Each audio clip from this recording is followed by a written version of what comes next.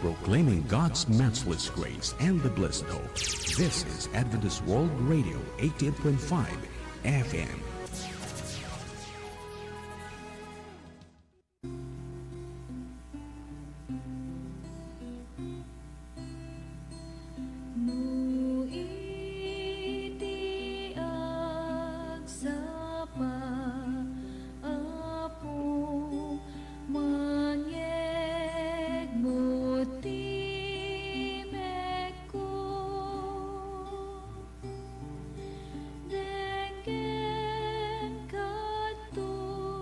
Isang magandang umaga po sa ating pong lahat. Umabot naman po ang ating pong oras upang tayo po ay mag-aral muli ng ating pong salita ng Diyos sa pamamagitan po ng ating pong devotional. And every morning, magkaroon po tayo ng program sa AWR na bago po tayo pumunta sa ating pong mga trabaho, pagkatapos po nating magising, ay gawin po nating isang routine, mga kapatid, na pagkatapos ay magkaroon po tayo ng pag-aaral ng salita ng Diyos.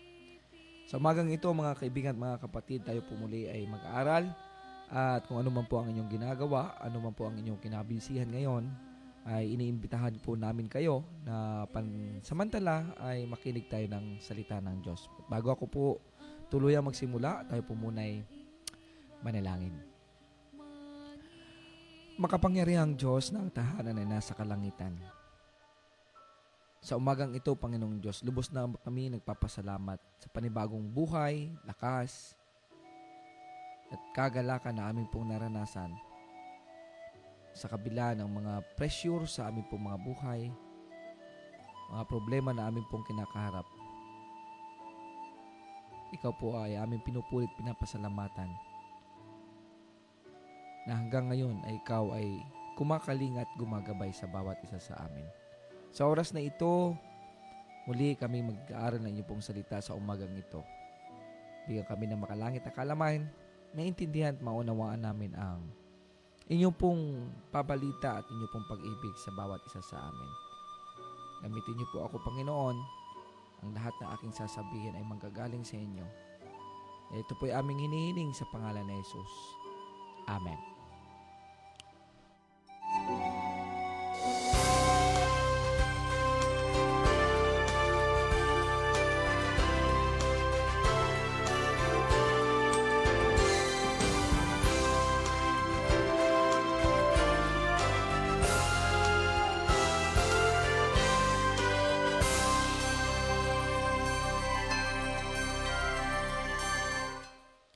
Okay, sa umagang pong ito, mga kaibigan at mga kapatid, ay aalamin natin ang isa sa mga pundasyon kung bakit tayo ay naririto, pundasyon kung bakit mayroon tayong tinatawag na existence.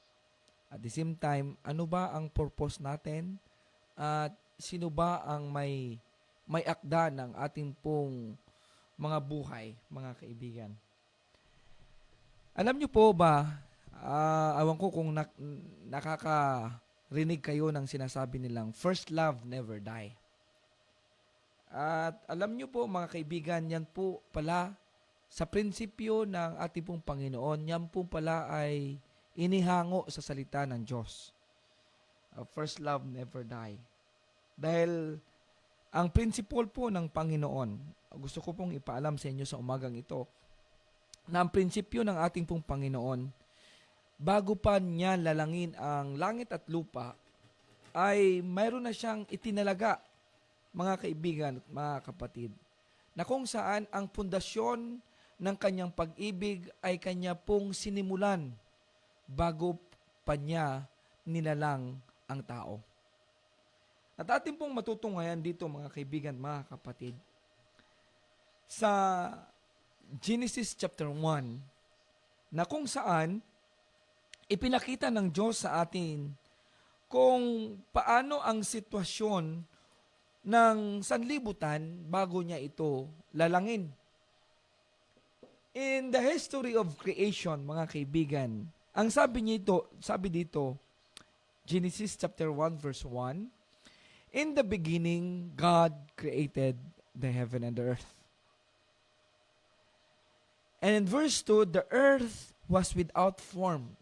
Tingnan nyo Ang mundo natin ay walang hugis. Walang laman. Siya ay nasa kailaliman ng kadiliman. Sapagkat, and the Spirit of God hovering over the face of the water.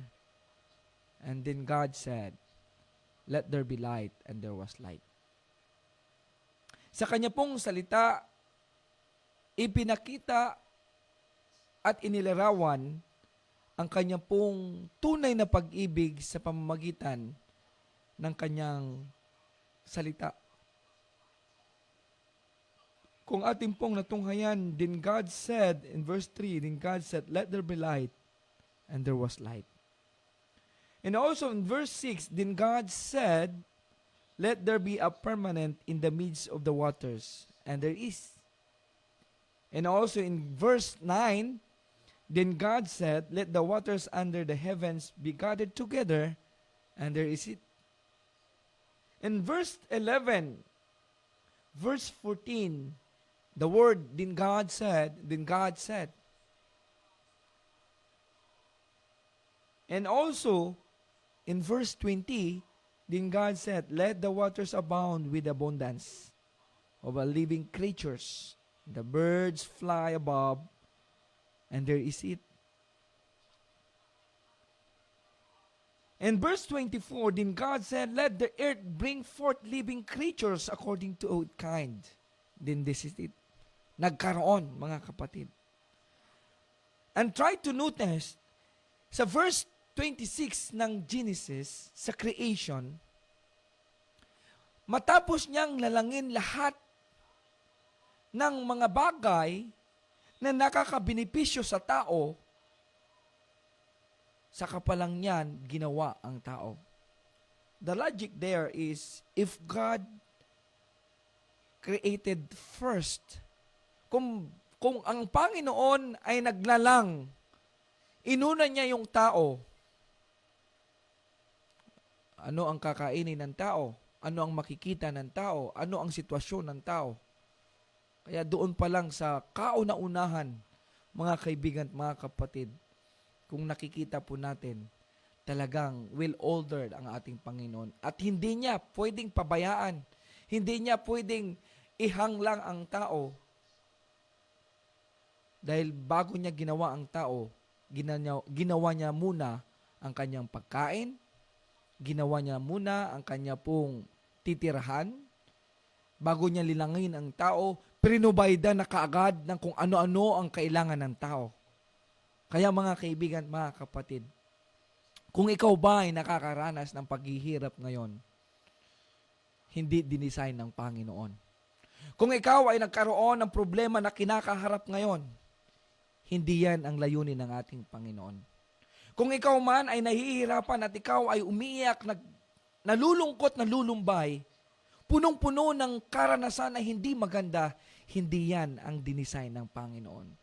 Kasi sa una pa lang, mga kaibigan at mga kapatid, bago He founded the foundation of the earth, before God created the man, ang una niyang ginawa, mga kaibigan at mga kapatid, is the comfort bago niya pa lalangin ang tao. Hindi niya ibig sabihin na nagkakaroon ka ng problema ngayon. Minsan kasi sa kaisipan ng tao, ang Panginoon ang nagbibigay sa kanya ng problema. Ang Panginoon ang nagbibigay sa kanya ng kahirapan. No! Sasabihin ko sa inyo, mga kaibigan, dahil sa simula pa lang, ang Panginoon na ay pag-ibig. Ang Panginoon na ay pag-ibig.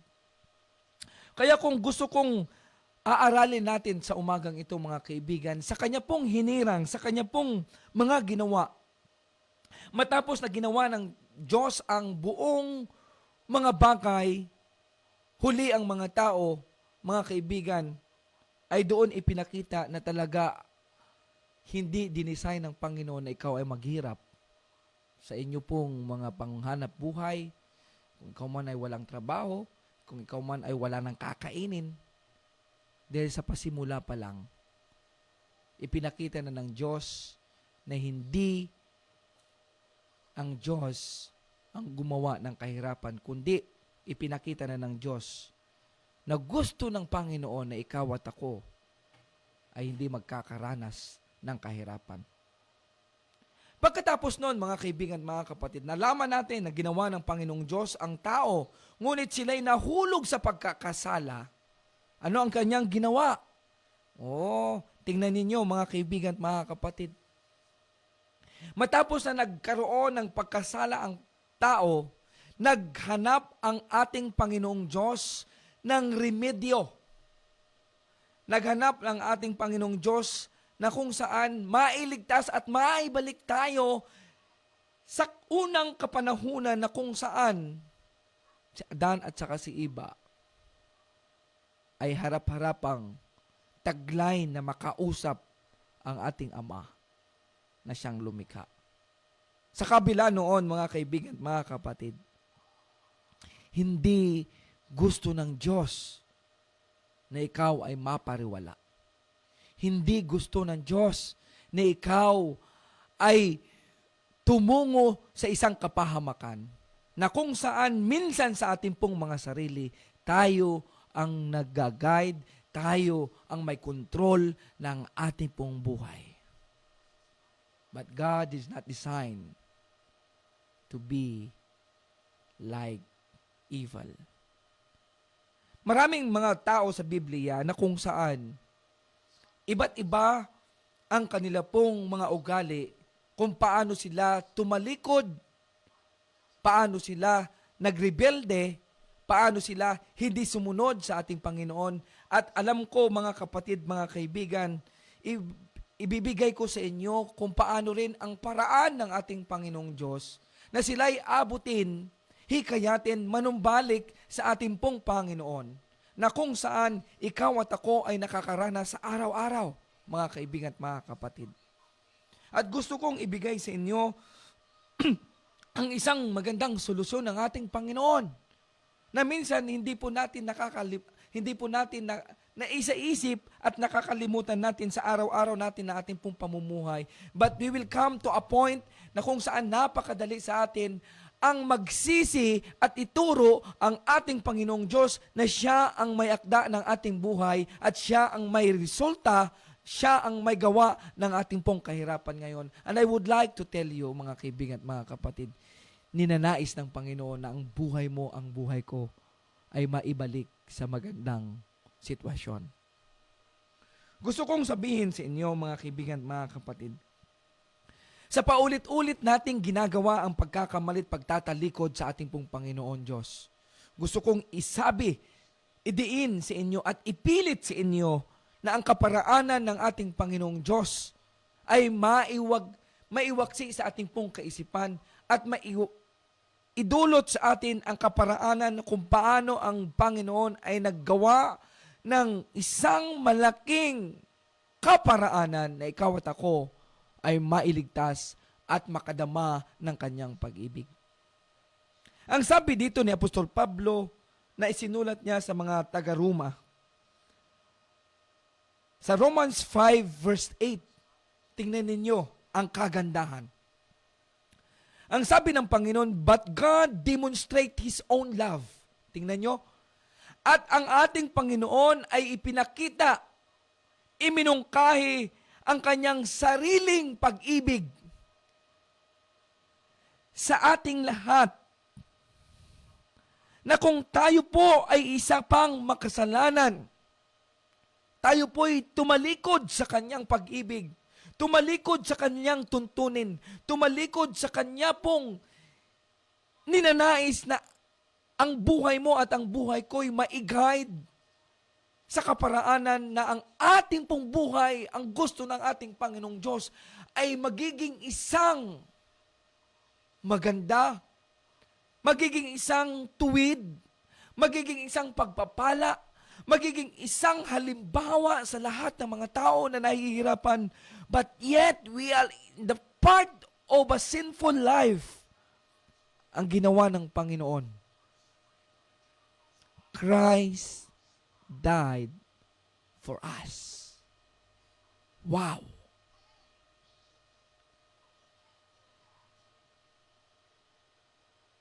In that while we were still sinner, sa kaparaanan na tayo po ay isa pang makasalanan,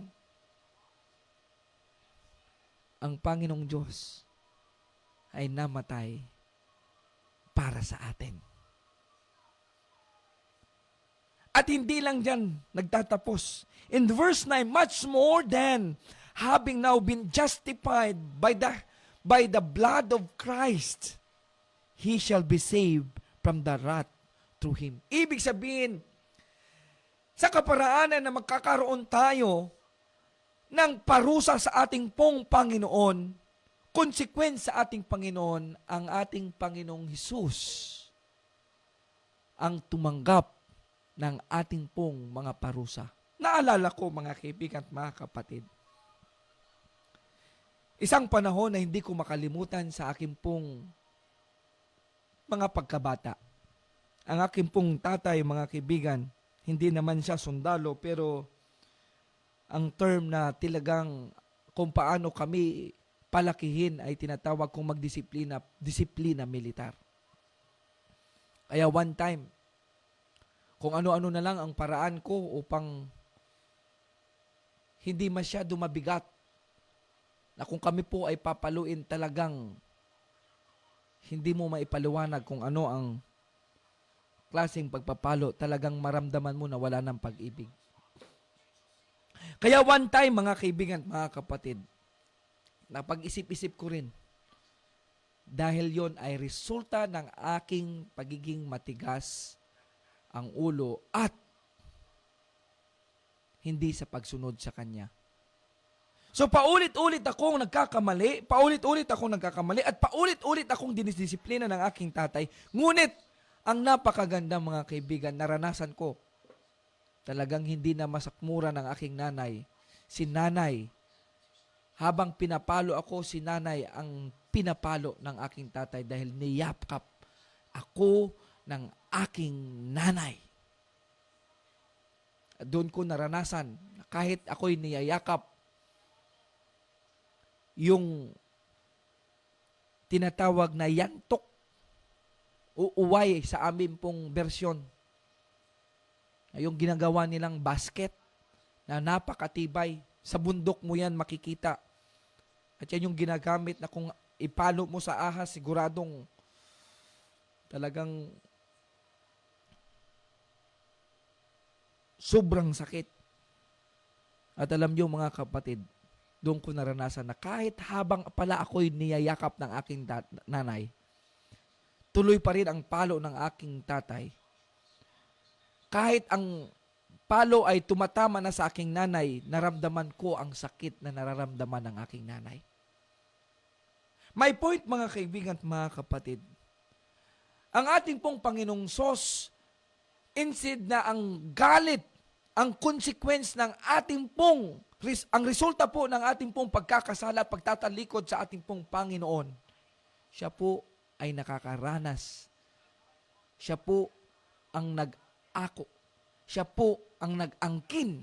Siya po ang sarili niya, ang kanyang ibinigay para instead na tayo po ay maghirap ngayon, tayo po ay magkaroon ng parusa sa ating pong mga ginagawang pagkakamali. Ang ating pong Panginoong Hesus ang siyang nasasaktan. Now, I've realized ang napakaganda nito.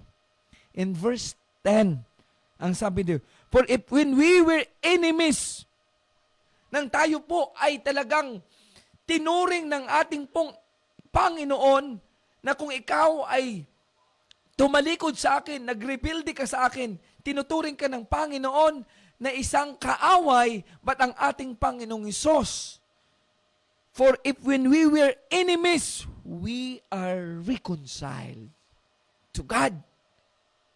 Tayo po ay binigyan ng pagkakataon ng Panginoon maiayos sa harapan ng ating pong Ama, na kung saan Instead na tayo po ay tumalikod, binibigyan tayo ng pagkakataon ng Panginoon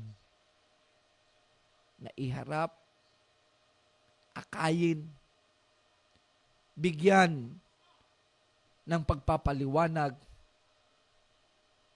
na ikaw pa rin ay anak ng Diyos. Maiayos sa harapan ng Panginoon. For if when we were enemies, we were reconciled to God through the death or to the sacrifice of the Son. Much more, having been reconciled, we shall be saved by His life. Wow! Ang sabi ng ating Panginoon, for the wages of sin is death. Ang bayad ng kasalanan ay kamatayan. Ngunit ang ating Panginoong Hesus ay nakita niya ang resulta ng ating pong pagtalikod, ating pong pagrebelde, pagkakamali. Ang ating Panginoong Diyos ay nagbigay ng kaisa-isang susi na ikaw at ako ay magkaroon muli ng koneksyon sa ating pong Ama. Mga kaibigan, mga kapatid, isang napakagandang halimbawa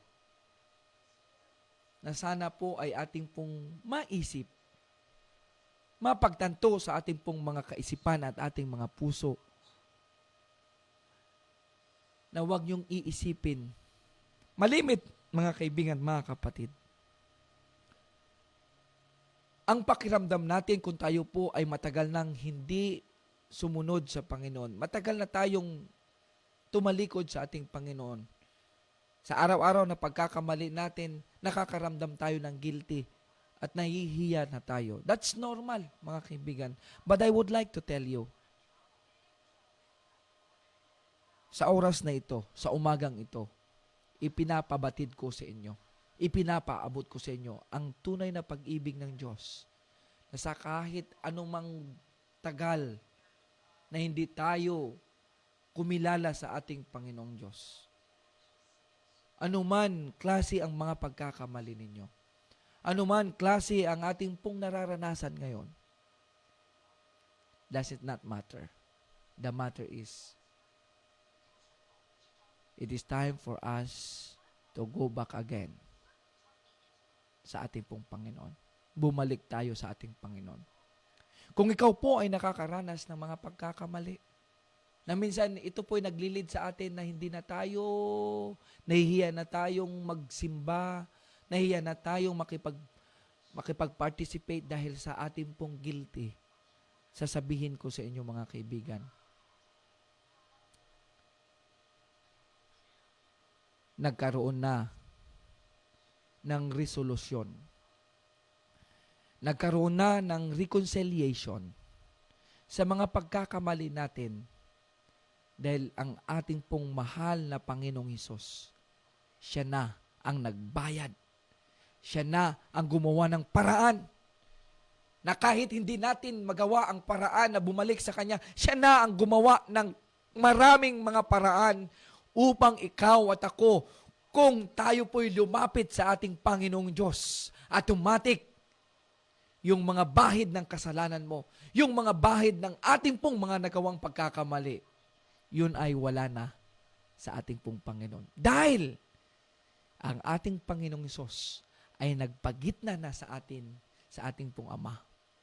This is the moment, mga kaibigan at mga kapatid, na tayo po'y magalak. Kung ikaw at ako ay lumapit sa ating Panginoon, sumurinder sa ating Panginoon, magbalik loob muli sa ating Panginoon, i-assure ko sa inyo mga kaibigan at mga kapatid, ikaw ay bagong tao na sa harapan ng Diyos. Huli kong babanggitin sa inyo mga kaibigan at mga kapatid, isang panawagan ng ating Panginoon sa umagang ito. Ang sinabi niya sa 2 Corinthians 5:17, na gusto kong ibahagi din sa inyo na ito po ay isa kong karanasan, mga kaibigan at mga kapatid.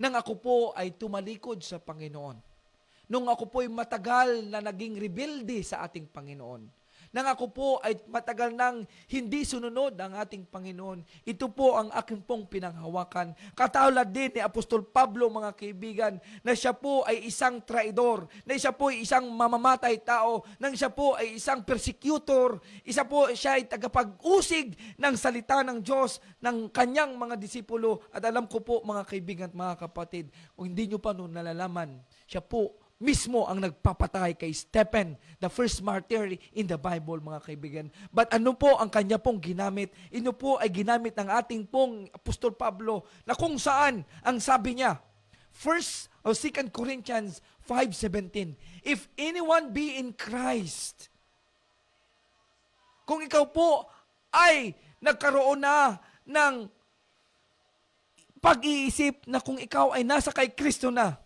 if anyone be in Christ, you will become new. If anyone be in Christ, he will become new creature. Behold, all things are passed away. Behold, all things becomes new. Lahat po ay magiging bago na. Kaya mga kaibigan at mga kapatid, sa umagang ito gusto kong idiin at ipilit sa inyo. Uulitin ko. Marami tayong mga pagkukulang sa Panginoong Diyos. Ngayon ang panahon, pinuna na ng Panginoon. Lumapit lang po tayo sa Kanya. Huwag po nating antayin na tayo po ay maging maayos na sa ating pong sarili sa pamamagitan ng ating pong mga lakas. No. Walang ibang makapagbibigay ng lakas kundi ang ating Panginoon lang. Kung nararanasan nyo, mga kaibigan at mga kapatid, na ikaw ay matagal nang tumalikod at hindi sumunod, alam nyo, mga kaibigan at mga kapatid, ito yung panahon na yon kung ikaw ay lumapit sa Panginoon. Yung mga pagkukulang mo, yung paging re-rebuildi mo sa ating Panginoon, nagkaroon na ng pardon, mga kaibigan at mga kapatid. Dahil ang ating Panginoon ang nagbayad noon. Marami tayong mga pagkukulang, marami tayong mga pag-uutang, mga utang natin sa Panginoon na minsan parang madali lang sa ating sikmurahin. Pero alam niyo, mga kaibigan at mga kapatid, binayaran na ng Panginoon yon. Yung kanyang dugo ay sapat na sa ating pagtatalikod sa Kanya. Ngayon ang panahon, mga kaibigan, 2 Corinthians 6:2. Kung narinig nyo ang tinig na ito, huwag niyong pamamatigasin ang inyong pong puso. Ngayon, accept Jesus. Surrender to God. And this is the moment when you surrender to God, God will give you the assurance that He will give you the forgiveness because our God is a loving God. Our God is a forgiving God. Our God is a merciful God. At gusto kong sabihin sa inyo, mga kaibigan, ako mismo ang nagsasabi sa inyo, naranasan ko yon, mga kaibigan at mga kapatid. Naranasan ko yon. Kaya gusto kong ipanalangin kayo, mga kaibigan, bago po ako magtapos. Tayo po'y manalangin. Dakilang Diyos na makapangyarihan sa lahat. Isa pong malaking karangalan, Panginoon, ang makilala kayo muli. Isa pong malaking karangalan na makilala kayo at kami po'y nagpapasalamat dahil may Panginoong Diyos kaming nakatulad mo. Na sa kabila ng aming pong pagiging makasalanan, inyo pong ipinakita ang inyo pong tunay na pag-ibig. Pag-ibig na kung saan siya ang nagbabayad ng aming pong mga utang, siya ang nagbabayad ng aming pong mga pagkukulang at pumupuno sa aming pong mga kahinaan. Nawa, Panginoong Diyos, maranasan ang bawat isa sa umagang ito. Marahil ang kanila pong mga sitwasyon, nahihiya sila na lumapit muli sa inyo dahil sa matigas ang aming puso, sa pagtalikod namin sa inyo. Ngunit aping pong napagtanto na ikaw ay umaakay muli at ikaw ang Panginoong Diyos na nagbibigay ng maraming pagkakataon sa bawat isa. Dalangin ko, O Diyos, ng bawat isa ay pagpapalain ninyo. Ang bawat isa ay magkaroon ng kaisipan na hindi kami manghihina. Kung kami man po ay natalisod, tulungan kami lagi na maalala na ikaw ay pag-ibig. Salamat, Panginoong Diyos, namin pong naranasan ngayon sa umagang ito ang tunay na pagpapatawad dahil ikaw ay ang Diyos namin na siyang namatay doon sa cross upang kami lahat ay matubos. Salamat, Panginoong Diyos, na inyo pong ipagkaloob sa bawat isa sa amin ang tunay na kagalakan, kapayapaan dahil naangkin namin ngayong umaga ang tunay na pag-ibig na amin pong sinasampalatayahan. Maraming salamat sa inyo pong pagtugon at pagdinig ng aming panalangin sa pangalan ni Jesus. Amen. Amen.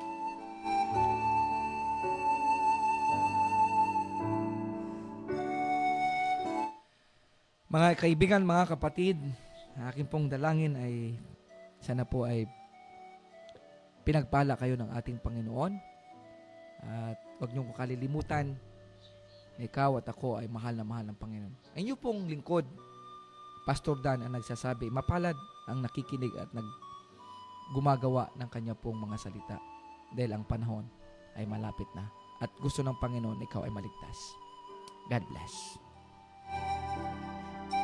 This is your Adventist World Radio